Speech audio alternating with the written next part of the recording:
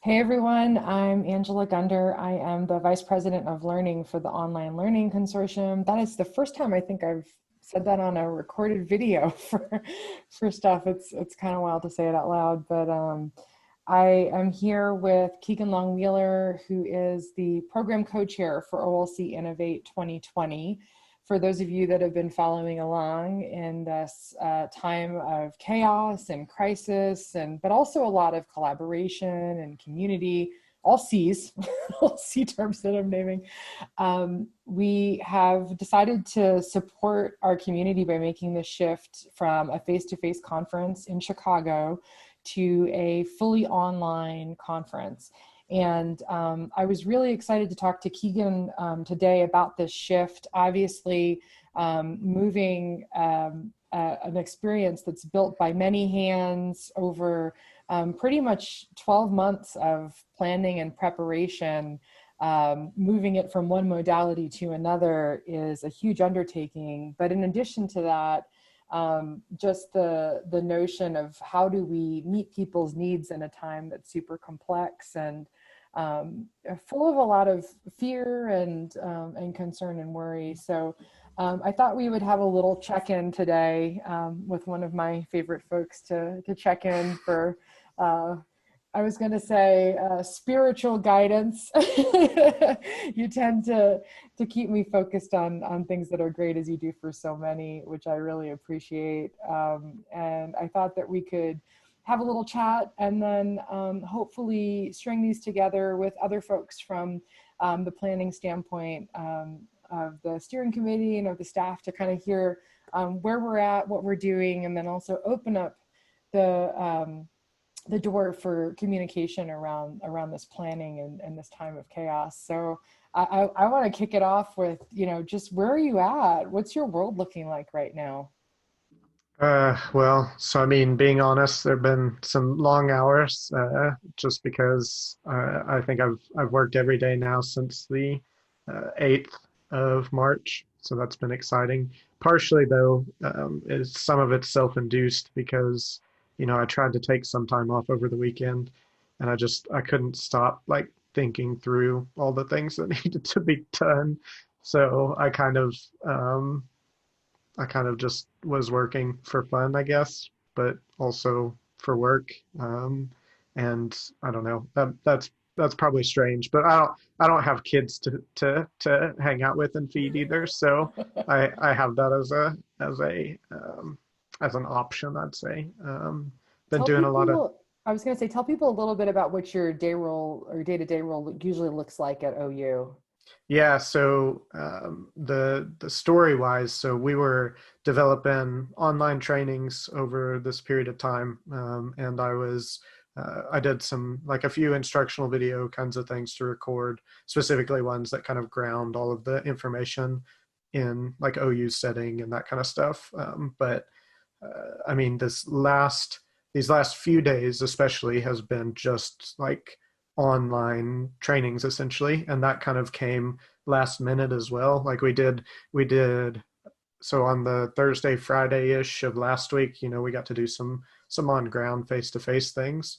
But when campus closed at like 9 p.m. on Sunday night, all of our face-to-face things that were planned Just got poof, up got and gone. rejigged. So we're having a blast with them. I think that in a lot of cases they're going well.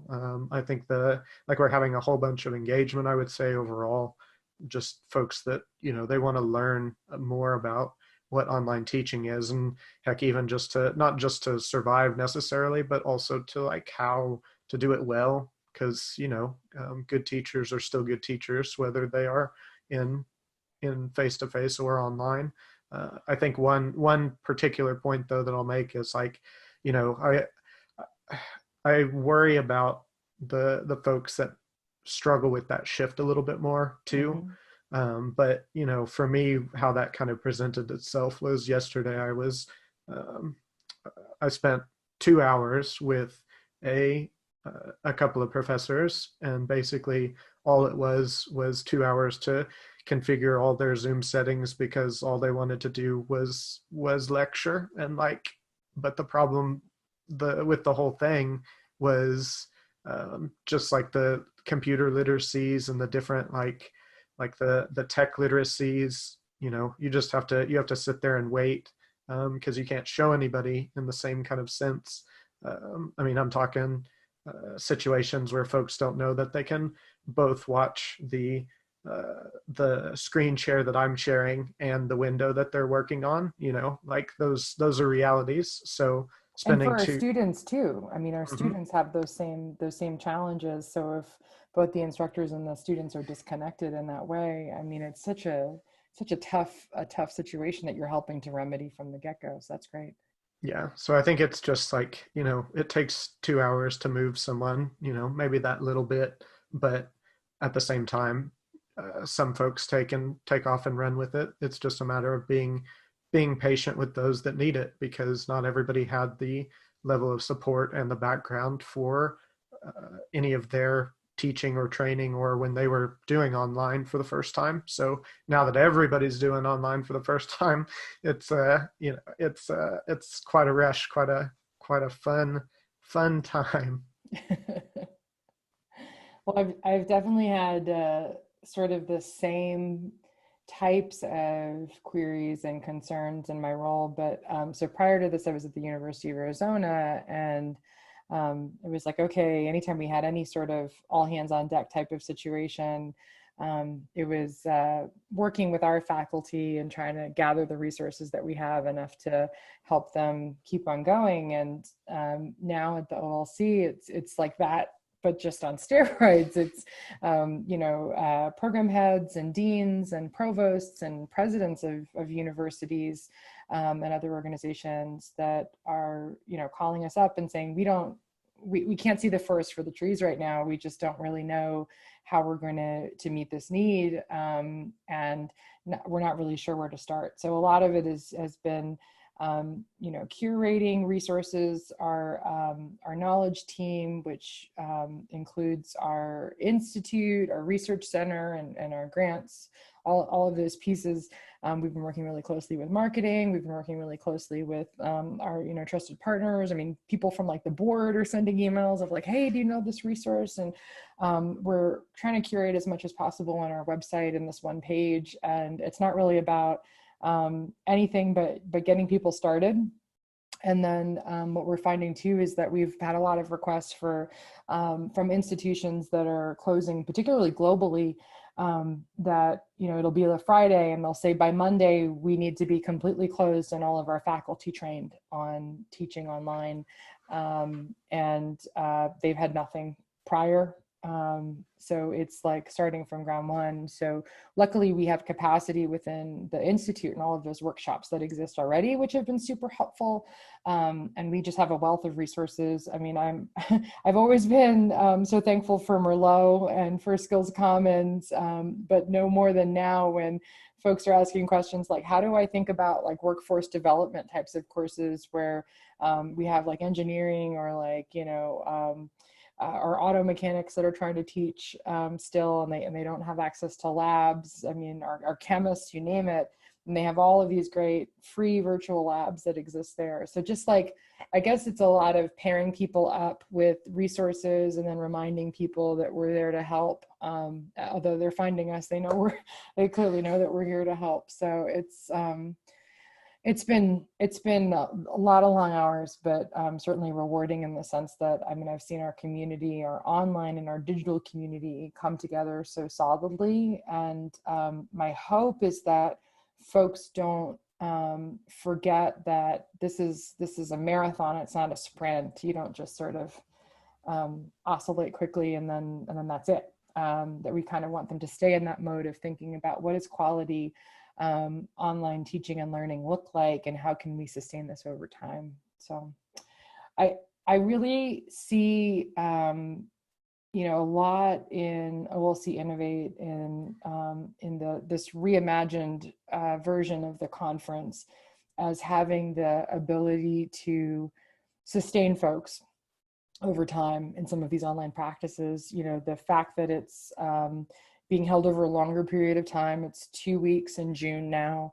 And then the fact that we have a lot of the engagement points that were built into the face-to-face conference available in the online. So again, kind of modeling that practice of making sure that outcomes exist or objectives exist despite the modality. So it's not really about the online, but it's about how are we meeting our objectives wherever we're choosing to engage.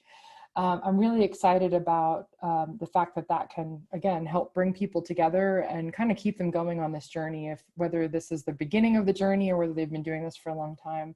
So I wanted to ask you, from your perspective as our program chair for OLC Innovate, how do you feel about the shift from face-to-face to online for the conference? And what do you think are both the challenges and the opportunities that are available with this shift?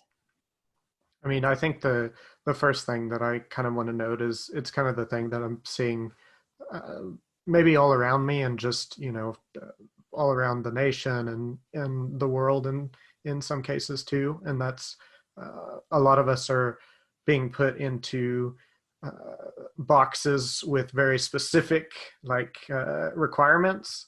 And I think that's leading to new innovations in different ways that certainly that we never would have arrived at before.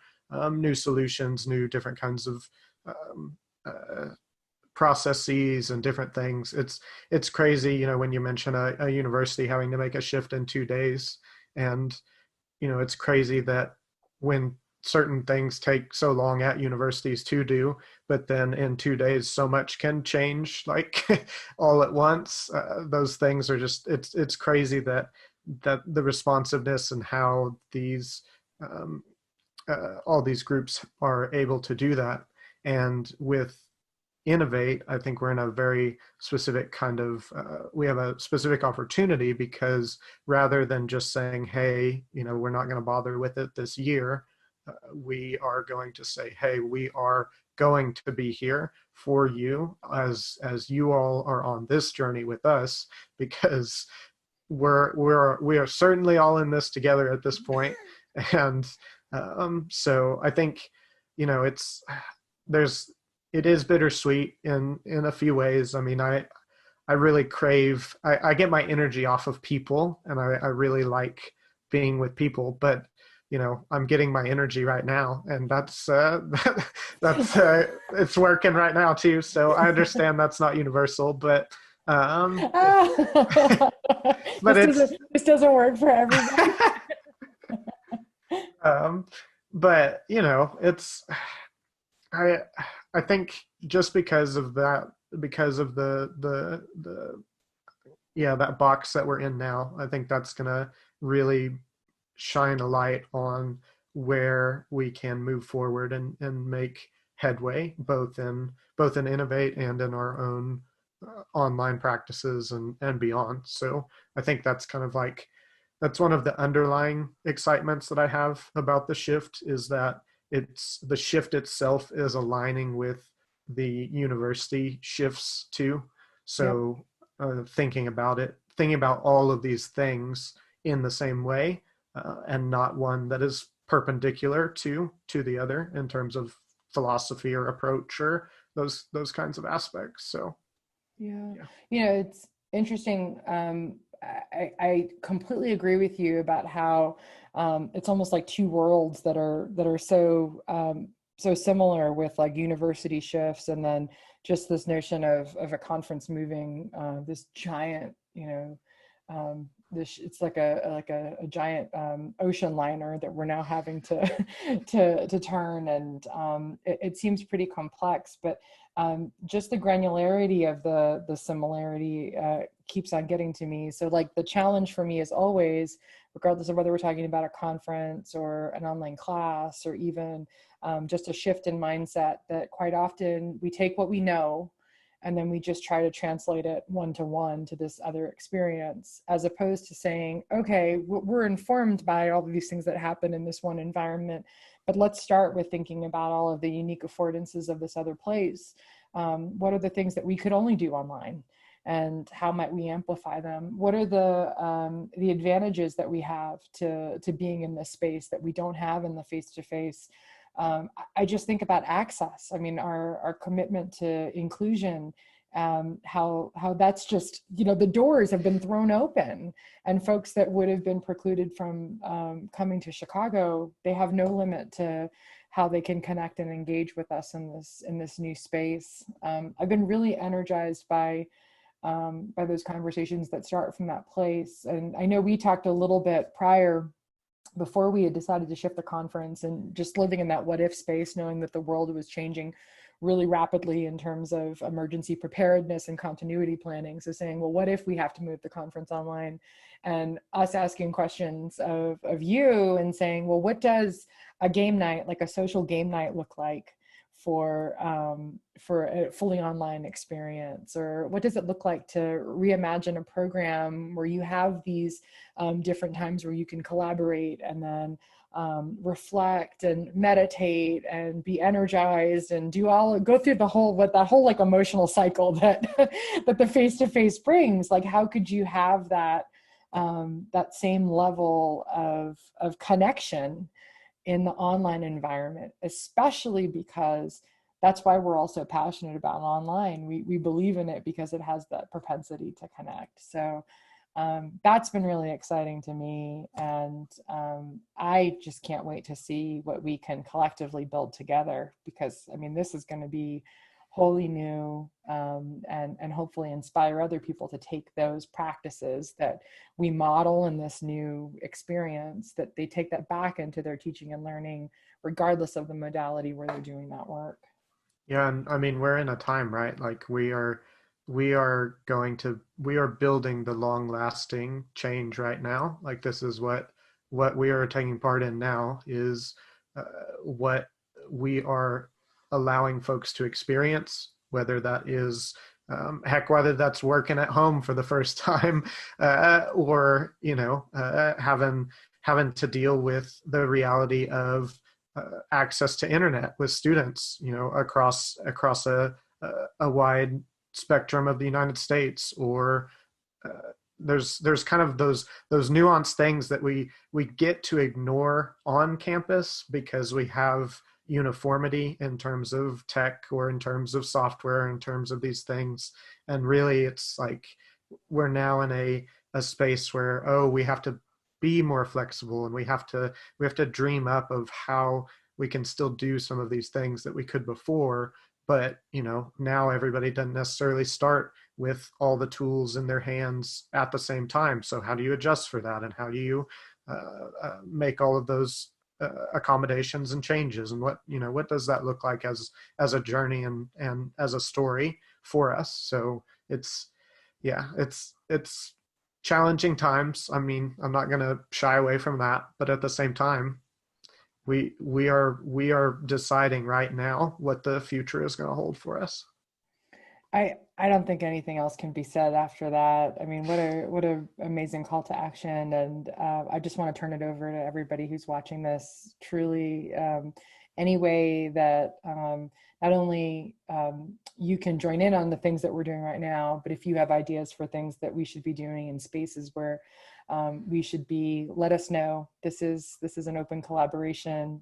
Come join us. We're better together. We can't do this alone, and we know that even more than ever right now, as we tune in from our home offices and and social distance. Nothing can keep us from being apart, particularly with this online connection. So, my profound thanks to you, my dear friend, and I can't wait for what we get to do in June, but also because I am handing you the torch now to continue this conversation for the next round. So everybody that's watching, stay tuned, because I'm hoping that we'll have more of these reflections and connections leading up to the conference. So stay in touch, keep watching, and go online. Do your best and stay safe. That's right.